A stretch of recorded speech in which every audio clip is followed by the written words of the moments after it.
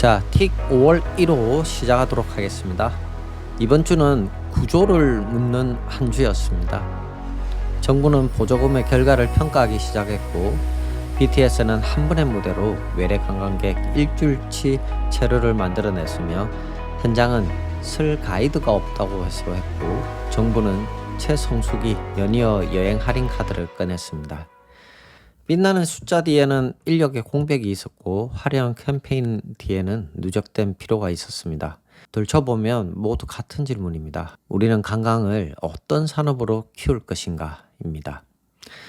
틱 5월 첫 주 시작하도록 하겠습니다. 첫 번째 주제, 지역관광개발사업, 이젠 평가의 시간이다. 문화체육관광부는 4월 28일 관광진흥법 개정안을 공포하였습니다. 시행은 10월 29일부터입니다. 한마디로 줄이면 이러합니다.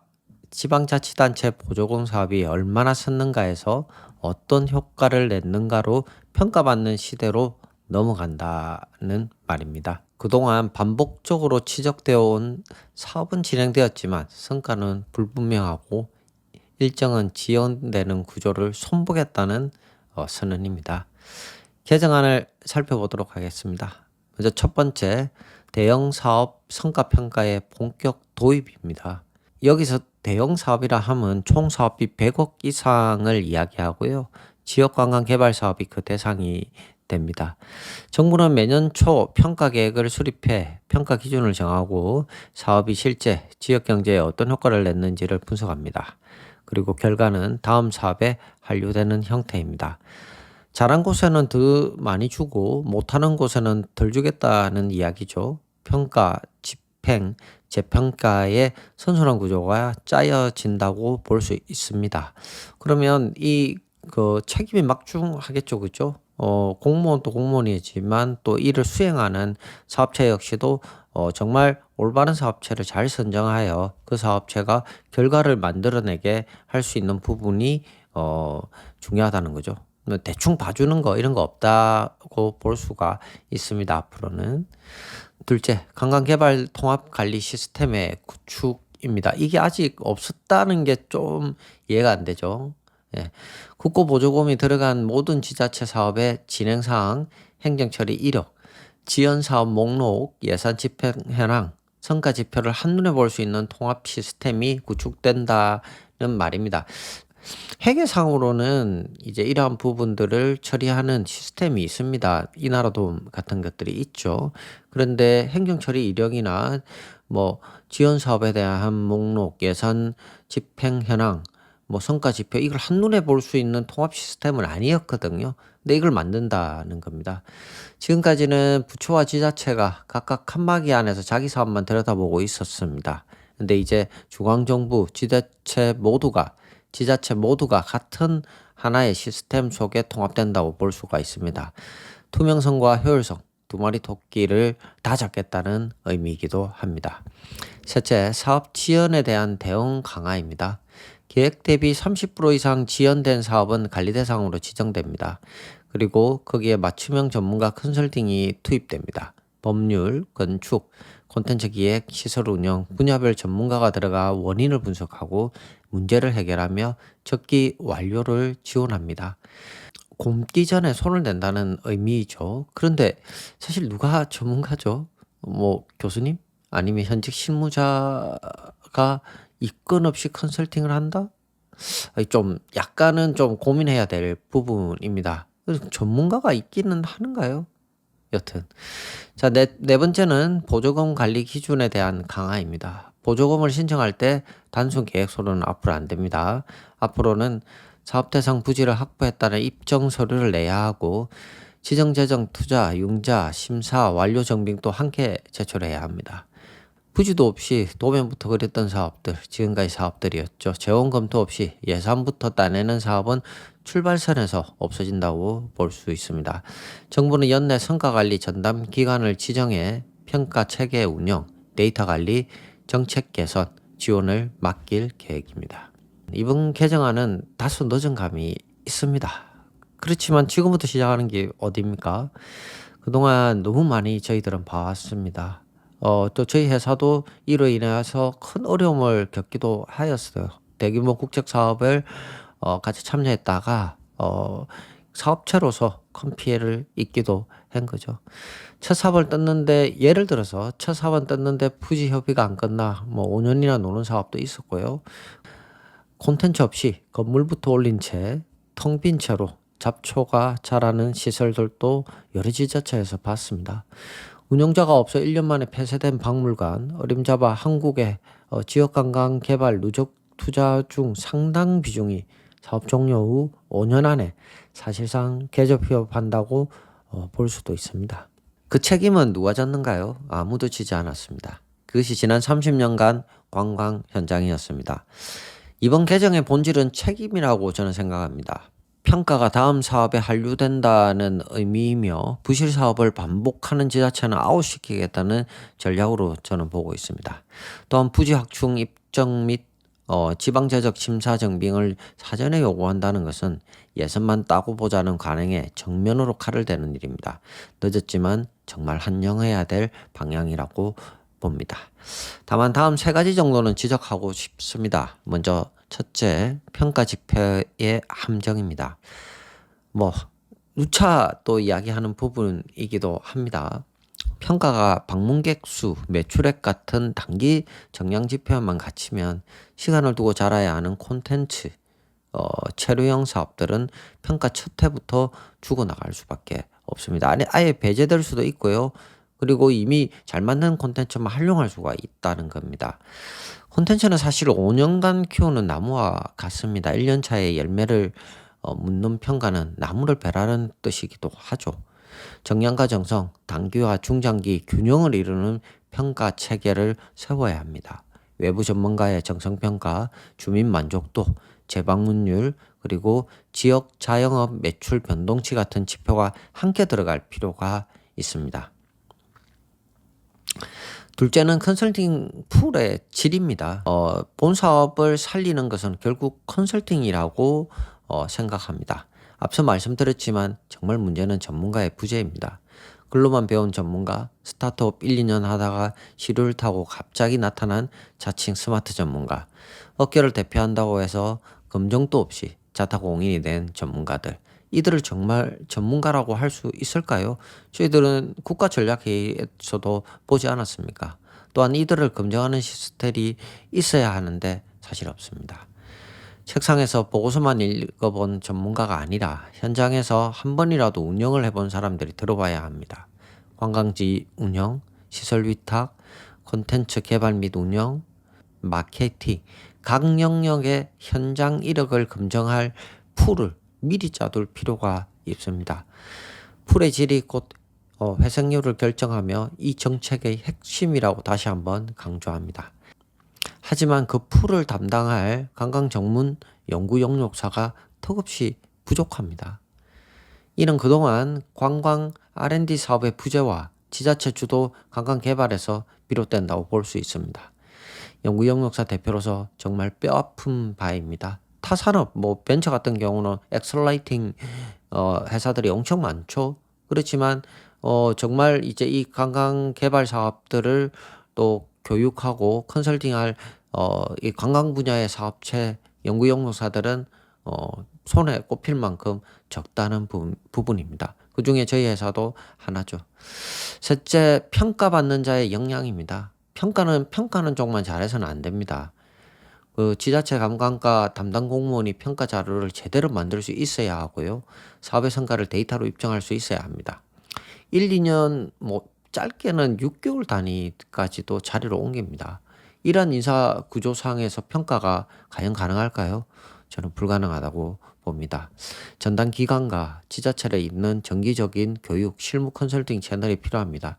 이 부분은 할 말이 참 많습니다.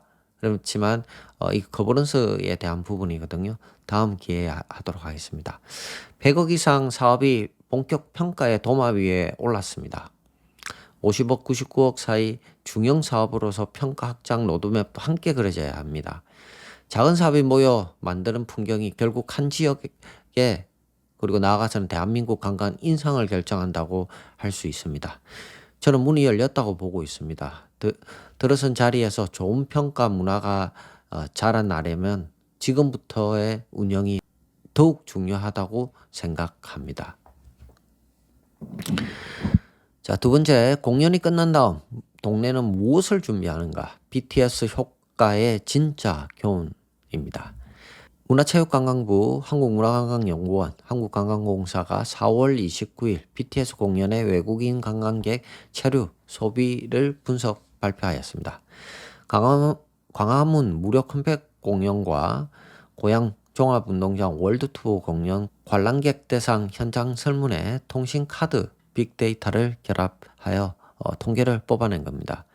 숫자가 강력합니다. 광화문 공연을 보러 온 외국인들은 평균 8.7일와 굉장히 오랫동안 체류했죠. 한국에 머물면서 353만 원을 썼다고 합니다. 1분기 일반 방한객들의 평균 체류 기간이 6.1일, 지출이 245만 원에 비하여 체류가 43%, 지출이 44%더 컸다고 볼 수 있습니다. 고양 공연 관람객은 평균 7.4일 머물며 291만 원을 지출했습니다. 공연 전후 BTS 더 시티 서울 프로그램이 열린 용산, 명동, DDP 그리고 국립현대미술관을 따라 움직였다고 합니다. 앞건은 공연장 인근 일산 서구 대하동의 변화입니다.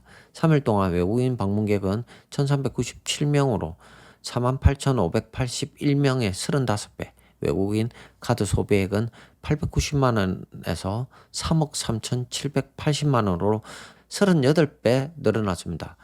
야, 이거는 지역 경제에 확실하게 도움을 줄 수 있다는 데이터지 않습니까? 그러니 지역마다 이런 K-팝 콘서트를 유치하고자 하는 부분이 앞다퉈 이야기되고 있는 부분입니다. 문체부는 후속 조치를 함께 내놨습니다. 6월 12, 13 부산에서 하죠. BTS 공연에는 6월 1일부터 15일까지 한영 주간을 운영하기로 했습니다. 지역 K-팝 콘서트 4건을 추가로 개최 지원하고 콘서트 연계 K-컬처 체험 전시 2개소를 마련합니다. K-드라마 뮤직비디오 촬영지를 잇는 한류 관광 대표 코스도 지속 발굴할 예정입니다. 문체부 관광정책실장의 말이 핵심을 찌릅니다. 중요한 것은 공연 자체 단일 관광상품을 넘어서 수도권 방문이 지역으로 이어질 수 있도록 K컬처와 지역관광 콘텐츠를 연계하는 것이다는 말입니다. 자, 공연이 관광이 된다는 것, 이번 분석으로 처음 숫자로 확인하였습니다. 그런데 진짜 메시지는 숫자 너머에 있습니다. 자, 광화문의 외국인 관광객은 8.7일 머물렀습니다. 공연은 단 한 무대였습니다. 나머지 7일을 채운 것은 용산, 명동, DDP, 현대미술관입니다. 더 시티 서울 프로그램이었죠. 즉 공연이 관광 소비를 만드는 것이 아니라 공연 전후 연계 콘텐츠가 바로 소비를 만든다고 볼 수가 있습니다. 무대 위가 아니라 무대 바깥 일주일이 동네 매출의 38배의 진짜 동력이 되고 있습니다. 이 점이 지역에 주는 메시지는 주목할 부분입니다.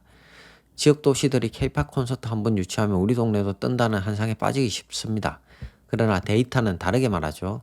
공연 유치는 입장권에 불과합니다. 진짜 관광 소비는 공연 전후 7일을 어떻게 설계하느냐에 달려 있습니다.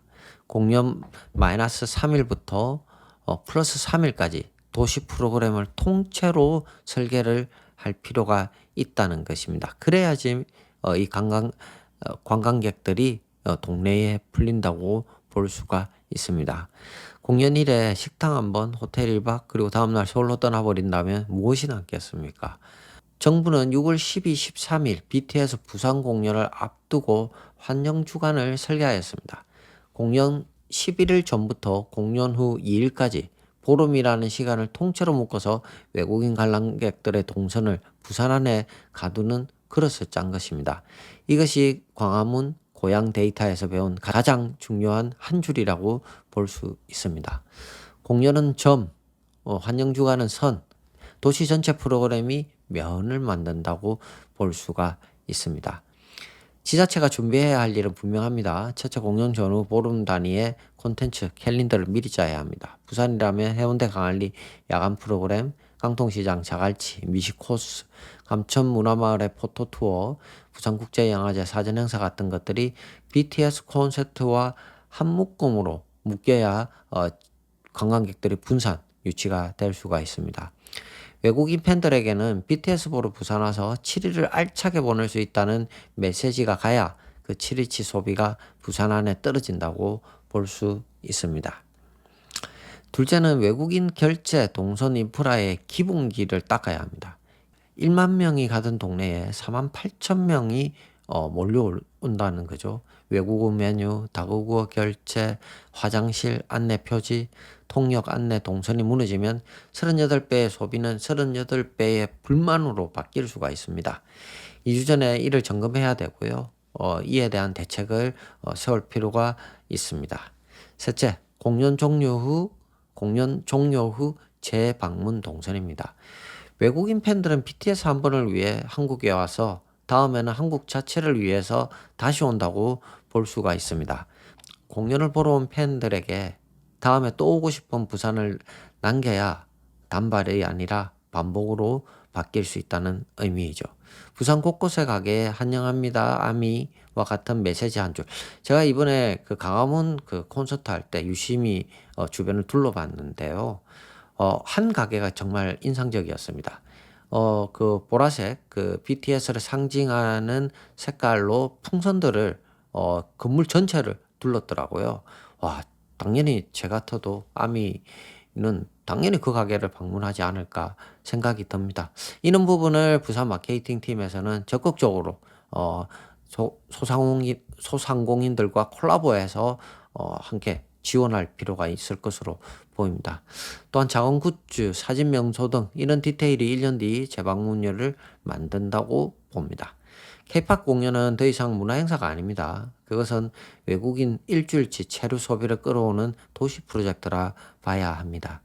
지역이 공연 유치 경량만 하지 말고 공연 이후 일주일을 디자인할 줄 알 때 이번 분석의 38배 숫자가 우리 동네에서도 재현될 수 있는 것입니다. 부산 잘할 것이라 믿습니다. 자, 세 번째 주제입니다. 자격증 4만 장, 그러나 현장은 비어 있다. 3천만 관광객 시대의 인력에 대한 공백입니다. 여행신문이 4월 21일, 25일 3천만 관광객 시대의 관광통역 안내사 커브스토리 시리즈를 두 차례 게재하였습니다. 외래 관광객 3천만 명을 목표로 내건 시점에서 그 손님을 현장에서 맞이할 인력 생태계가 비어 있다는 진단입니다. 1962년 관광통역 안내사 자격 제도가 도입된 뒤 누적 발급된 자격증은 약 4만 장입니다. 숫자로 보면 결코 부족하지 않습니다. 그러나 실제 여행업 현장에서 활동하는 인력은 4명 중에 1명, 4분의 1 수준밖에 되지 않습니다. 더구나 자격 취득자 수 자체가 가파르게 줄어들고 있습니다. 2014년 연간 3,000명이었던 관광통역사 자격 취득자는 2023년 700명대로 떨어졌습니다. 9년 사이 4분의 1로 쪼그라든 셈입니다. 여행 업계는 쓸 사람이 없다고 말하고 관광통역 안내사들은 자격증은 있는데 일자리가 없다고 호소하고 있습니다. 본 기사의 핵심이기도 합니다. 여행사가 원하는 것은 소속권 관광객을 적시 안내할 수 있을 만큼 언어에 능통하고 역사, 문화, 해설까지 가능하며 현장 경험에서 갖춘 경력 3년에서 5년 미만의 인력입니다. 그런데 시작에 풀려있는 자격증은 그 기준에 한참 못 미치는 것이 현실입니다. 자격시험은 토익 기준은 한 760점 정도 되죠. 그리고 어학 성적과 4과목 객관식 필기, 그리고 10분에서 15분 면접으로 끝납니다. 현장에서 쓸 수 있는 외국어 회화 능력과 돌발 대응력은 검증장치가 사실상 전무하다고 볼 수가 있습니다. 빈자리는 어떻게 채워져야 할까요? 서류 가이드와 시팅 가이드가 현재 채우고 있습니다. 서류는 출발국에서 단체 여행객을 인솔하는 외국인이 자격 없이 그대로 안내를 맡는 형태를 말하고요. 베트남, 태국, 그 말레이시아 등 동남아 단체에서 공공연한 부분입니다. 시팅은 자격증 보유자를 형식상 동승만 시키고 실제 안내는 무자격 인솔자가 하는 부분입니다. 근데 이 둘 다 관광진흥법 엄연한 위반 사항입니다. 한국여행업협회 그리고 한국관광통역안내사 관계된 협회와 문체부는 사실상 논의를 멈춘 상태입니다. 그리고 이러한 무자격 가이드에 대한 부분도 단속은 하나 좀 미비한 상태이기는 사실입니다. 문제는 더 대안이 없다는 거죠. 3천만 외래 관광객 정부가 거듭 외쳐온 그동안의 숫자입니다. 1분기 476만 명을 찍으며 그 길은 점점 가까워지고 있습니다. 그런데 손님은 늘었는데 그 손님을 맞이할 사람은 없다. 이게 말이 됩니까? 더 중요한 건 중요성을 모른다는 것입니다. 어디서부터 풀어야 할까요? 먼저 떠올려야 할 한 문장이 있습니다. 일하기 좋은 관광 산업입니다. 일본이 지난 3월 의결한 제5차 관광입국 추진 기본계획의 핵심 의제로 끌어올린 표어입니다. 오는 손님이 행복하기, 맞이하는 주민이 행복하기를 내세워온 일본이 지금까지였다면 이번에 하나를 더 추가했습니다. 일하는 사람이 행복해야 한다입니다. 관광은 결국 사람이 사람에게 시간을 들이는 산업입니다. 일하는 사람이 지치면 손님도 지칩니다. 그 단순한 이치를 정책 안으로 끌어들여야 합니다. 우리 자신에게 먼저 물어봐야 합니다. 여행사, 호텔, 그리고 외식업 가이드. 과연 우리 관광 산업은 일하기 좋은 직군입니까? 근로자와 사업자를 위한 실제적 보호 체계와 정책적 지원이 작동하고 있습니까? 답이 자신이 없다면 3천만 명 시대는 숫자만 남고 사람은 떠날 수도 있습니다. 정부는 그동안 외래객 유치에만 매몰되어 왔습니다. 한정 주간을 만들고 비자를 풀고 캠페인을 띄웠습니다. 그러나 정작 손님 앞에서는 가이드의 적정보수, 야간 주말 가산수당, 산재보호, 사대보험 등 이 기본적인 사회 안전망에 대해서 얼마나 고민을 해보았습니까? 기본기가 무너진 직업군에는 청년이 유입될 리가 만무합니다. 지난 9년 사이 자격 취업자가 4분의 1로 줄어든 숫자는 이 직업을 향한 청년 세대의 냉정한 응답이라 볼 수가 있습니다. 사실 대학을 졸업하고 여행사에 취업하겠다는 사람들이 대폭 줄었습니다. 여기에 관광통역 안내사까지 하겠다. 그까지 미치지 못하는 게 현실입니다. 현장의 가이드가 존중받지 못하는데 예급의 서비스 품질이 높아지기를 기대하는 것은 어불성설이라 생각합니다. 이거 정말 구조적으로 뭔가 바꿔야 하고요. 일본처럼 정책이 이 부분에 정확한 대안을 제시할 필요가 있습니다. 저는 지난 25년 동안에 수없이 많은 전 세계 도시들을 그리고 투어 프로그램을 참여해보았습니다.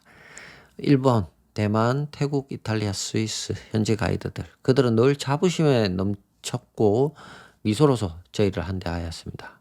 그들 눈에는 일이 정말 행복하다고 말하고 있는 것 같았습니다. 그 미소가 손님에게 전염이 됩니다. 그 도시가 좋아지게 되고 다시 가고 싶어지게 됩니다. 반면에 서울역 앞 관광버스, 홍대 입구에 외국인을 태우는 관광버스 앞에 마주친 우리 가이드들의 눈빛에는 피로와 고단함이 역력합니다. 새벽부터 밤까지 단체를 끌고 면세점, 식당, 숙소를 종일 도는 노동의 무게가 그 표정에서 그대로 새겨져 있습니다. 저는 종종 사무실 가까이 롯데백화점 앞을 지나갑니다. 가이드들 만나거든요. 정말 피곤해 보입니다. 그 눈빛 앞에서 손님이 한국을 사랑하기를 바라는 것은 무리한 부탁입니다. 가이드의 미소가 한나라의 미소가 됩니다. 문제의 본질이 거기에 있다면 처방도 거기서 시작해야 하며 몇 가지 제안 드리겠습니다. 먼저 첫 번째, 일하기 좋은 직업으로 다시 짜는 것이 출발점입니다. 보수, 가산수당, 산재, 사대보험 이 기본기 없이 청년이 돌아올 직업은 어디에도 없습니다. 그럼 당연히 여행업을 하시는 분 입장에서는 힘들어지죠. 이능복을 다 챙겨주고 어떻게 돈을 버냐 하겠지만 우리가 잘 생각해 봐야 됩니다. 직원이 없으면 어떻게 여행사를 돌아가겠습니까? 똑같이 맞물려 있는 부분들입니다. 이런 부분에 있어서 여행사와 그리고 가이드분들 그리고 또한 취업자들이 같이 생각해 봐야 되는 부분은 일하기 좋은 직업이 우선적으로 되어야 된다는 거고요. 이 부분에 있어서 정책이 한계해야 됩니다. 일본이 제5차 기본계획에 한 줄로 박아 넣은 그 약속을 우리도 다음 관광진흥 기본계획에 박아 넣어야 합니다. 둘째, 자격 제도의 칸막이를 풀어야 합니다. 단체 통역 가이드와 유적지 전문 해설사는 사실 서로 다른 직업입니다. 그리고 또한 도슨토 역시도 마찬가지죠. 일본의 통역 안내사 제도, 유럽 일부 국가의 가이드, 해설사 분리 모델처럼 자격을 보다 더 세분화할 필요가 있어요. 그래서 진입 장벽을 낮출 거는 낮추고요. 높여야 될 건 높이고 그게 맞는 임금 체계도 분리되어야 되는 거죠. 세분화된 그 보수와 그리고 시장도 함께 분리될 때 저는 이 관광 가이드업이 제대로 조명될 것이라 생각합니다. 셋째는 시험과 현장의 거리를 좁히자는 겁니다. 그 어학 점수는 그렇게 중요하지 않는 거죠. 소통이 원활하면 된다고 저는 생각합니다. 그리고 이제 현장 대응 능력 그리고 그 사람의 생각이 중요한 거죠. 면접, 실현, 현장 시연이 본 시험이어야 하고요. 5년 경력 가이드의 멘토링이 의무적으로 따라붙는 구조가 되어야 합니다. 근데 이 부분 역시도 저희가 얼마 전에 입찰해서 제안을 했던 부분입니다. 근데 이 중요성을 모르니까 심사에서 저희가 0.8점 차이로 떨어졌습니다. 내년에 다시 도전하겠습니다. 넷째, 소수 언어 공백을 정면으로 다룰 필요가 있습니다. 결혼 이민자 체류 외국인 대상의 소수어권 자격 취득을 지원하고 한국관광공사의 소수어권 특화 교육을 확대하고 간통사 보수 교육 업무화를 하여야 합니다. 단속만으로는 풀리지 않는다고 생각합니다. 교육이 많아져야 됩니다. 다섯째, 공식 매칭 채널을 키우자는 부분입니다. 한국관광공사 관광인 플랫폼이 인맥과 SNS를 대체할 만큼 자라야 합니다. 좋은 가이드와 좋은 여행사가 만나는 공식적인 플랫폼이 필요하다고 봅니다. 이제는 정책이 앞장서야 합니다. 근로자와 사업자 모두가 일하기 좋은 관광 현장 안에서 숨 쉴 수 있도록 산업이 아니라 산업의 사람을, 행정이 아니라 행정의 대상이 되는 사람을 의제의 중심에 둬야 합니다.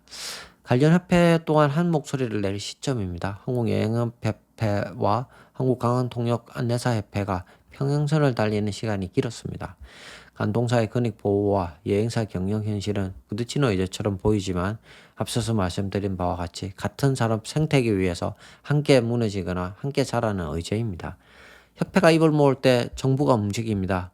정부가 움직일 때 청년이 돌아옵니다. 청년이 돌아올 때 산업이 사는 것임을 우리는 명심해야 합니다. 자, 네 번째 주제입니다. 또 한 번의 반값 시전. 정부 주도 관광 할인 정책의 풀 라인업에 대해서 한번 알아보도록 하겠습니다. 정부가 4월 28일 대통령 주재 국무회의에서 친환경 녹색 소비 관광 붐업 방안을 의결하였습니다. 관광 할인 풀 라인업을 살펴봤습니다. 먼저 반값 여행입니다. 인구 감소 지역 16곳에 식사 체험 숙박에 선 비용의 50%를 지역사랑 상품권으로 환급하는 제도입니다. 1인 최대 10만원, 2인 이상 단체 최대 20만원, 19세에서 34세 청년은 환급률 20% 상향액 70%, 가족단체는 5인까지 최대 50만원, 대상 지역은 강원 평창 영월, 횡성, 충북 제천, 전북 고창, 전남 강진, 영광, 해남, 고흥, 완도, 영암, 경남 밀양, 하동, 합천, 거창, 남해입니다. 2026년 4월부터 본격 시행되고요. 총 예산은 65억 원입니다. 반값 여행 환급 대상 확대에 대한 게 두 번째입니다. 4월 28일에 의결했고요. 식사 체험 숙박에 더하여 지역 내 대중교통 이용 금액의 50%까지 환급 그 대상에 포함했습니다. 하반기 14개 지역을 추가 공모해서 환급이 적용된다고 합니다. 자, 세 번째는 인구 감소 지역 관광 인정 시 열차 운임의 100%를 할인하는 쿠폰입니다. 이게 좀 파격적입니다. 자유여행 상품 이용객이 인구 감소 지역 관광지를 방문 인정하면 열차 운임의 100%에 해당되는 되는 할인 쿠폰을 지급한다는 겁니다. 5일 이내에 사용 가능하고요. 사실상 왕복 KTX 공짜 수준의 강력한 유인책이라고 볼 수가 있습니다. 근데 이거 몰라서 못 쓰는 거 아니겠어요? 저도 이걸 모르고 있었습니다, 사실. 근데 저희 연구 과정에서 자료를 보다 보니 이런 부분이 있었거든요. 예.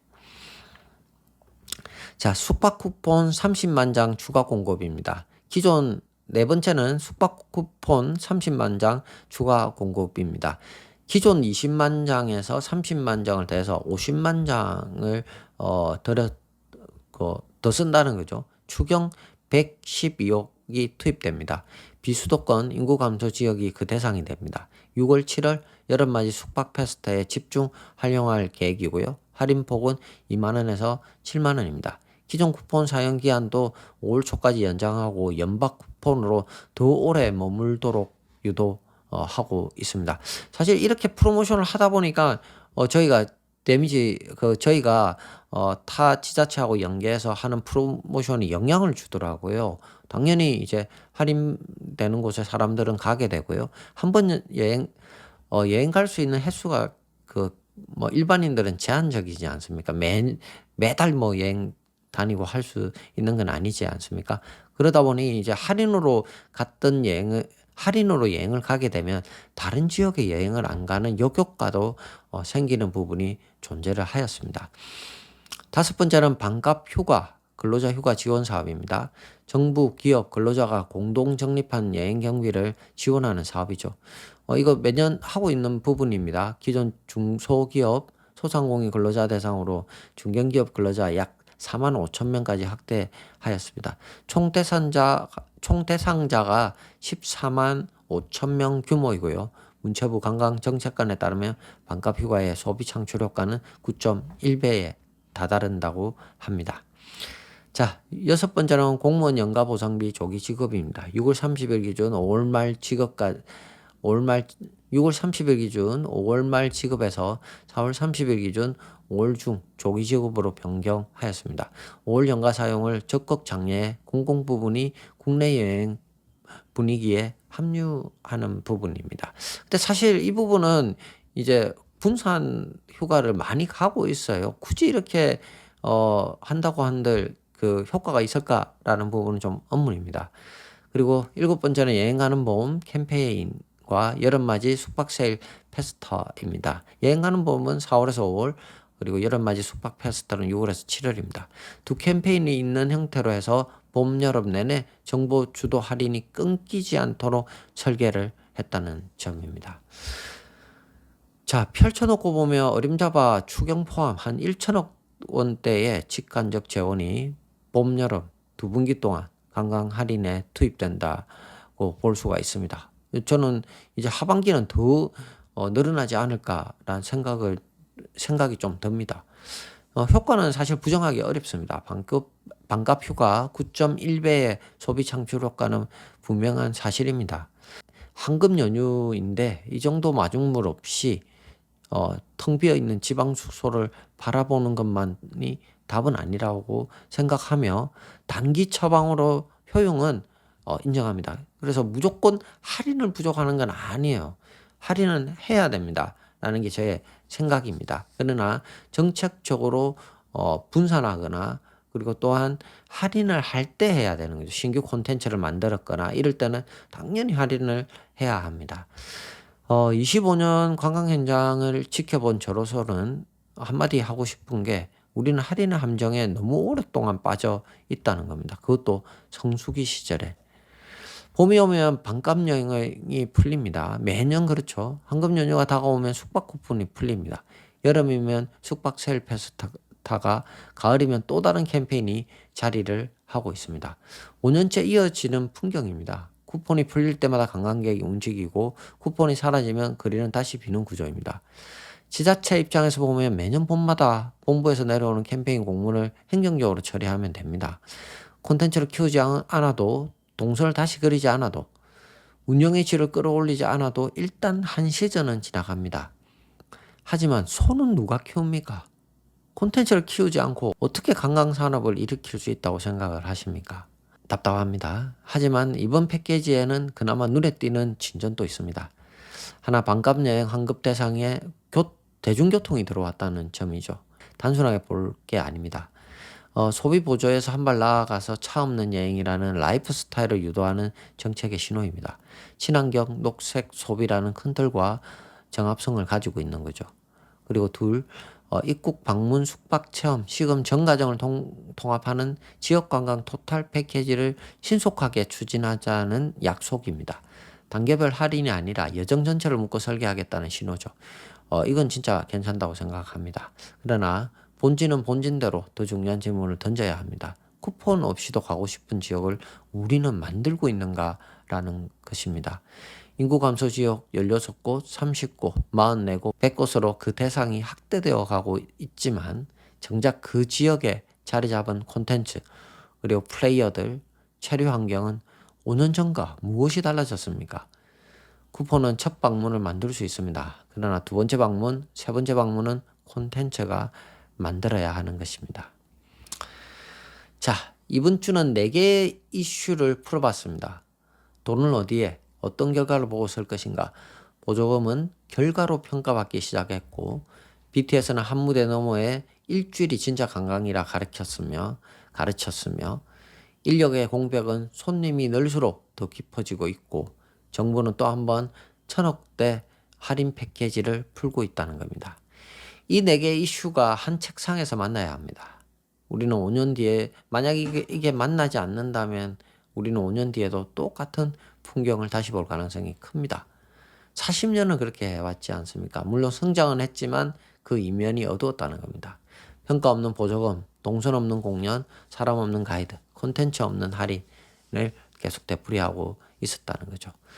자, 다음 2027년 봄을 다르게 맞이하고 싶다면 지금 이 4개의 이슈를 하나로 묶어야 합니다. 복합적으로 통합적으로 고민할 필요가 있다는 말을 전하며 5월 첫 번째 틱 이만 마치도록 하겠습니다. 코스트 이영근 대표였습니다. 감사합니다.